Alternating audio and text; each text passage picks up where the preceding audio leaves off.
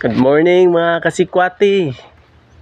Mao ni resulta sa atong sa isa kay riya nga daghang clone no.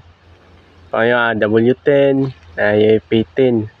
So real talk lang. Isang unsa pa nato kahawd ya mamumas tong mga kakao. Sabi isa ra gyud ka clone nato ang ginagamit. Kaya sa P10 or sa paman diha basta isa lang ka clone dili siya maayo. Kaya ang kakao, kasaganang klases kakao, kinahanglan dyan siya o cross-pollination. Parehani, IW10, napod tayo P10 dire. So, mapansin niyo mga kasikwati, daghang chirel ato ang P10. Tungod na sa cross-pollination. No? Daghan siya gulak. Tapos ang pronin niya, achop lang, dili pahak, dili pod labong.